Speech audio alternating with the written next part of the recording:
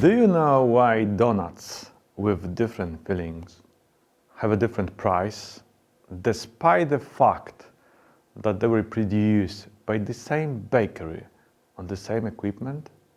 In this video, you will learn what is a variable cost and variable cost per unit, and why donuts with different fillings have a different price despite the fact that they were produced by the same bakery on the same equipment. The second type of costs is variable cost. Contrary to fixed cost, variable cost depends on the production volume. It means that they change with the change of the number of products produced by the enterprise. They can change proportionally, which means that a decrease or increase in these costs is directly proportional to the change in production. Progressively, costs change faster than production change, or digressively, costs change slower than production. This time, as production increases, the variable cost also increases, and vice versa.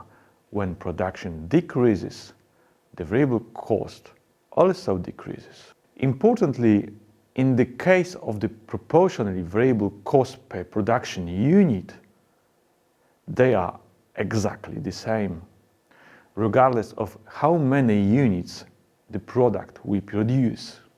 To better understand this relationship, let's assume that the company produces or buys for resale surgical masks, and that the production or purchase cost of one mask is $1.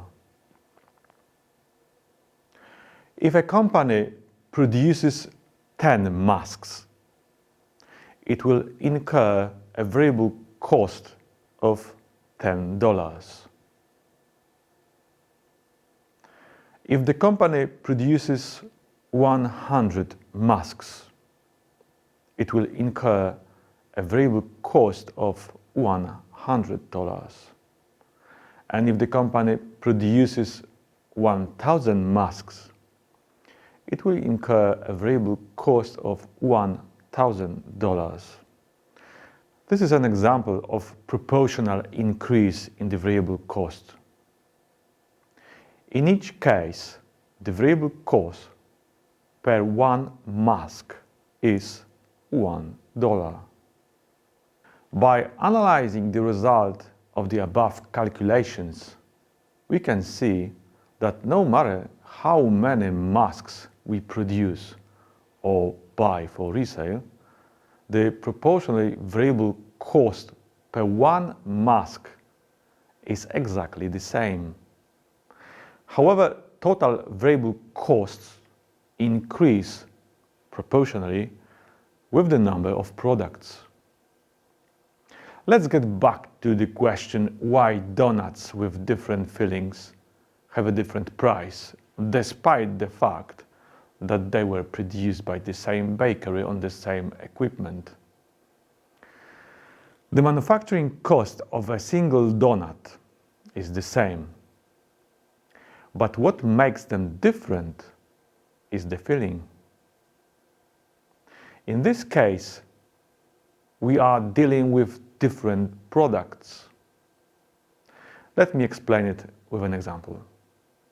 Let's assume that a bakery sells 3 types of donuts. Donuts without filling, donuts with vanilla cream, and donuts stuffed with warm chocolate. The unit cost of a donut without filling will be the lowest, as you don't need to add anything else to it. Suppose the unit cost of a donut with no filling is 25 cents. The next two donuts require the addition of further component, which is the filling. Therefore, their unit cost will be greater than the unit cost of a donut without filling. Depending on the cost of the filling, the unit cost of production of a donut with filling increases. Let's assume that the unit cost of vanilla cream needed to fill one donut is 5 cents. And the unit cost of chocolate to fill one donut is 15 cents. The total unit cost of a donut with vanilla cream will be 30 cents. And the chocolate donut will be 40 cents. Let's summarize. The bakery produces 3 types of products, of which the unit cost of the first is 25 cents. The second one is 30 cents. And the third one is 40 cents. Since the unit cost of each donut is different, the bakery sells them at different prices.